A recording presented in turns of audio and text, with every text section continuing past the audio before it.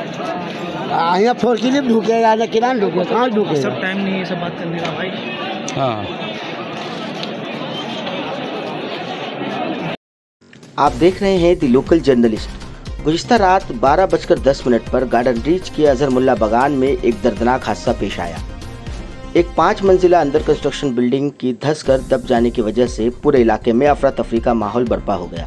सूत्रों के अनुसार बिल्डिंग के मलबे में लगभग 20 से ज़्यादा लोगों की दबे रहने की खबरें मिली, जिनमें बच्चे, बड़े, महिला शामिल थी। लगभग 13 लोगों को रेस्क्यू कर लिया गया है और बाकी लोगों को रेस्क्यू कर बचाने की कोशिश में लगी है डिजास्टर मैनेजमेंट की टीम। इस दर्दनाक हादसे में 2 लोगों की जानें भी चली गई। गुज़िश्ता रात से ही मौके पर कोलकाता पोर्ट असेंबली के एमएलए और कोलकाता के मेयर फिराद हकीम मौके पर मौजूद थे और साथ ही fire brigade minister Sujit Bose. इस मामले पर मेयर फिराद हकीम ने कहा कि लेफ्ट फ्रंट के अमल से ही ऐसे इलीगल बिल्डिंग्स बनने का ट्रेडिशन चला आ रहा है। हमारी सरकार ने बहुत सारी लॉज में तब्दीली कर कंस्ट्रक्शन को आसान करने की कोशिश की ताकि कोई भी इस तरह का इलीगल कंस्ट्रक्शन ना करे, लेकिन इसके बावजूद भी ऐसा शर्मनाक घटना पेश आया है। हमारी सरकार दोषियों के खिलाफ सख्त कार्रवाई करेगी। सरकार की जानिब से मृतक परिवार को 5 लाख रुपए सहायता राशि दी जाएगी, जबकि हादसे में घायलों के परिवार को 1 लाख रुपए से सहायता किया जाएगा। और क्या कुछ कहना है इस घटने को लेकर मेयर फिराद हकीम और फायर मिनिस्टर सुजीत बोस का, आगे वीडियो में देखिए पूरी रिपोर्ट।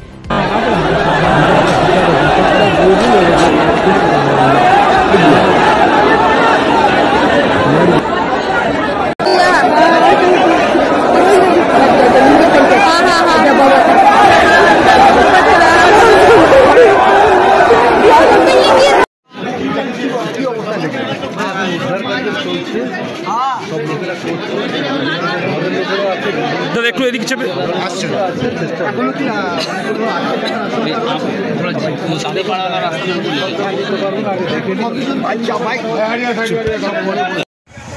মালাদি কি বলবেন, একটা বেআইনি নির্মাণ, এতগুলো মানুষের মৃত্যু, কি বলবেন মালাদি?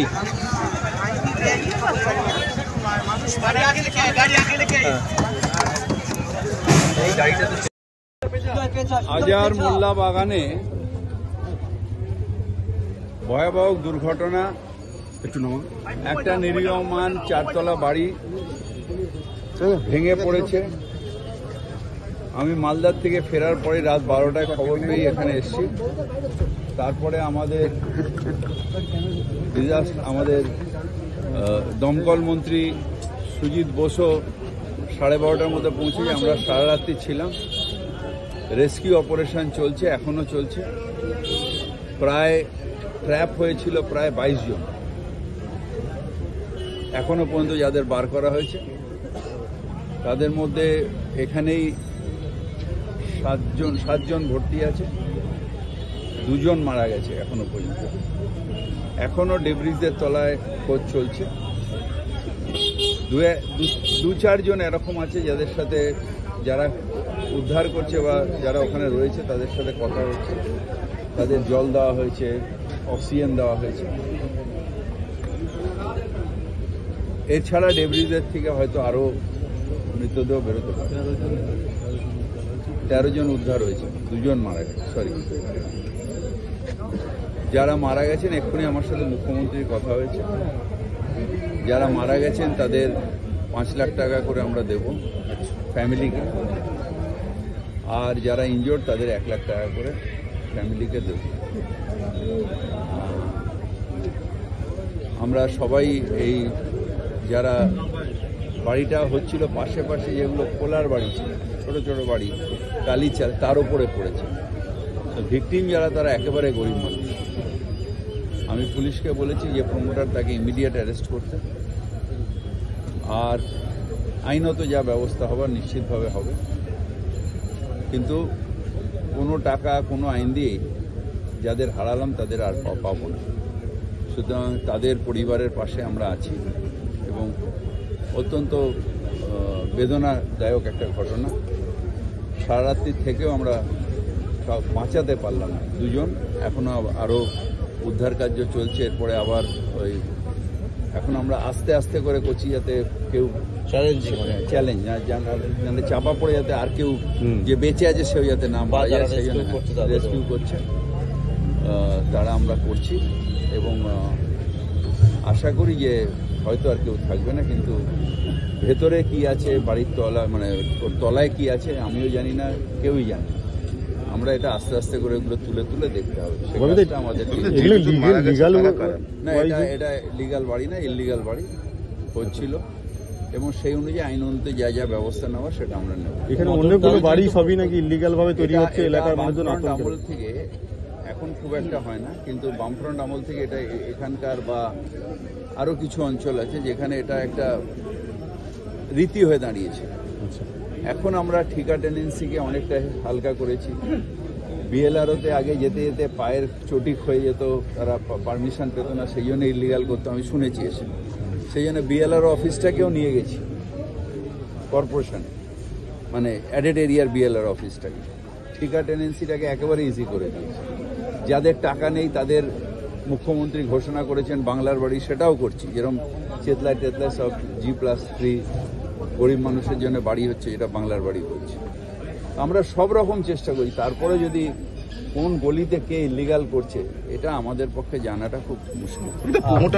আমরা দেখে নিচ্ছি, এরপরে যদি পাশাপাশি কোনো ডেঞ্জারাস বাড়ি থাকে সেটা নিশ্চিতভাবে ইঞ্জিনিয়ার, আমি তো ইঞ্জিনিয়ারিং পাস করিনি, কমার্স গ্র্যাজুয়েট, তো ইঞ্জিনিয়াররা যদি বলে সেই অনুযায়ী ব্যবস্থা করবে। পাশে একটা বাড়ি হেলে পড়েছে 2 বছর আগে, মানে এই বিষয়টা মানে আবারও নিশ্চিতভাবে আমাদের নজরদারি বাড়াতে হবে। এবং এখন কেন করছে এটা আমার কাছে একটা আশ্চর্য, কারণ এত সুবিধা আমি করে দিয়েছি, এখন ইললিগাল করার দরকার নেই। পাশে একটা বাড়ি হচ্ছিল, আমি তাকে গিয়ে বললাম যে এই বাড়িটা কিসের? স্থানীয়দের অভিযোগটা হচ্ছে জলা জমি বুঝি বাড়িটা হচ্ছে 3 ফুটের রাস্তায় 6 তলা বিল্ডিং হয়ে যাচ্ছে। হচ্ছে এটা প্রথম নয়, ওই রাস্তাতেই 3 তলাতে আরো কয়েকটা হয়েছে, যেটা 12 বছর 15 বছর 20 বছর 25 বছর আগে হয়েছে। এটা একটা ট্রেন্ড চলছে, কিন্তু সেই ট্রেনটা চলছিল কেন না, বিএলআরওর কাছে গিয়ে নাকি চটিক হয়ে যেত, পারমিশন পেত। এখনো তো অনেক বাড়ি ইললিগাল অবস্থায়, এখন করা উচিত না। তাহলে যেগুলো এখনো ইললিগাল অবস্থায় রয়েছে সেগুলো নিশ্চিত অ্যাকশন নিতে হবে আমাদের। 2 বছর আগে সেকেন্ড কি হয় জানেন, মেইনলি যেটা হয় সেটা হচ্ছে যারা ইললিগাল প্রমোটার, তারা ইললিগাল করে তাদের লোক ঢুকিয়ে দেয়। সেই লোকগুলো গরিব মানুষ, কষ্টের টাকা, তখন সেটাকে আর ভাঙা যায় না। এটা একটা সমস্যা। 1-2 বছর সমাধান কাউন্সিলরের ওপরে কেন দিচ্ছেন জোর? এটা আধিকারিকদের দরকার। সমাধান সূত্র কাউন্সিলর জানবে কি করে কোন বাড়িটা লিগাল আর কোন বাড়িটা ইলিগাল? সমাধান সূত্র আপনি জানবেন কি করে? আপনাকে আমি এখানে হাঁটাবো, কোন বাড়িটা লিগাল কোন বাড়িটা ইলিগাল আপনি জানবেন কি করে? এটার সমাধান সূত্র হচ্ছে যে প্রশাসনকে আরো স্ট্রিক্ট হতে হবে। যদি ইললিগাল বাড়ি হয় সেটা আইন অনুযায়ী ব্যবস্থা নিয়ে সাজায় ডেমোলিশ করবে। আধিকারিকদের বিরুদ্ধে কি কোনো অ্যাকশন নেবে যদি তাদের গাফিলতি হয়? আগে রেস্কিউটা হোক। আর একটা প্রশ্ন, প্রমোটারটা কে জানা গেছে কে প্রমোটার আমি জানি না, কিন্তু পুলিশ খোঁজ নেবে। এবং যারা মারা গেলেন তাদের নাম বলা যাবে? তাদের নাম তারা কারা, মানে যারা মারা গেছেন তারা সব লোকাল, ওইখানেই থাকেন, টালির ঘরেই থাকেন। আর কয়েকজন আছেন যারা ওইখানে রাত্রিবেলা, যাদের এখন বার করা হচ্ছে, মানে তার মধ্যে কয়েকজন বেঁচে আছেন যারা রাত্রিবেলা ওখানে আড্ডা মারছিল, মানে বসেছিল পাশে, হ্যাঁ, নির্মীয়মান বাড়ির মধ্যে ওই পাশাপাশি থাকে, ওই টালির চালেরই পাশাপাশি থাকে, তারা গিয়ে আড্ডা মারছিল। আর যারা এখনো পর্যন্ত ইনজোর্ড হয়েছে, মারা গেছে, সব ওই পাশাপাশি টালির চাল যেখানে পড়ে গেছে। 22 জন ক্র্যাশ হয়েছে বললেন। 22 না, কত হয়েছে? 21। তার মধ্যে 13 জন ইতিমধ্যে আপনারা রেস্কিউ করেছেন। না, এখনো কত আছে রেস্কিউ করে ওরম বলা যায় না। আমরা একটা করে ডেব্রিজ তুলে কি আছে দেখতে হবে। আমি সবাই তার মধ্যে 10-12 জন যারা আছে রেস্কিউড হয়ে গেছে না, এখন ম্যাক্সিমাম আছে কিনা জানি না। তো একটা ডেব্রিজ, অত বড় একটা বাড়ি ভেঙে পড়েছে। 21 জন না, এখনো পর্যন্ত 21 জনকে উদ্ধার করা হয়েছে। 13 জনকে উদ্ধার করা হয়েছে। মানে এখনো আমি আবার ক্লিয়ার করি, 13 জনকে উদ্ধার করা হয়েছে। তার মধ্যে 7 জন এখানে আছে, একজন SSKM এ আছে, বাদবাকি যারা আছে তাদের ফার্স্ট এড দিয়ে ছেড়ে দেওয়া হয়েছে SSKM। 2 জন মারা গেছে, আর 2 জন মারা গেছে যারা এখানেই আছে। তার মানে কতজনের এখনো ওই ডেব্রিসের তলায় থাকার সম্ভাবনা রয়েছে? এটা কি করে বলবো? এটা তোমাকেও যদি পাঠিয়ে দিই তুমিও ক্যামেরা দিয়েও খুঁজে পাবে না। একটা কথা, এটা কি পুরসভা কি দায়ী যেতে পারে এইভাবে ইললিগাল বাড়ি তৈরি হচ্ছে একটার পর একটা, সেগুলো ভেঙে পড়ছে? একটা বাড়ি না, এটা একটা হয়েছে। নিশ্চিতভাবে পৌরসভায় যেটা আমরা অফিসিয়ালি অ্যাকশন নেব, এবং আইন অনুযায়ী যা যা ব্যবস্থা করা সেগুলো আমরা। কাউন্সিলরের নজরে আনা থাকাও তো না, কাউন্সিলর কোন বাড়িটা প্ল্যানে হচ্ছে কোন বাড়িটা আনপ্ল্যানে হচ্ছে এটা কাউন্সিলরের দেখার কাজ না, এটা আধিকারিকদের দেখার কাজ। সেটার অভাব ছিল, সেটা নিশ্চিতভাবে অভাব ছিল, আধিকারিক। নাহলে এটা হচ্ছে কি করে, তার নোটিশ হলো না কেন, থানায় ডায়েরি হলো না কেন? সুতরাং এটা আমরা দেখবো, কিন্তু এখন আমাদের হচ্ছে যে মানুষকে যতটা সম্ভব যারা রয়েছে তাদের বাঁচানো এবং তাদের উদ্ধার করা এবং তাদের সুস্থতা করে সুস্থ করে দেওয়া। পরের প্ল্যানটা কি? কারণ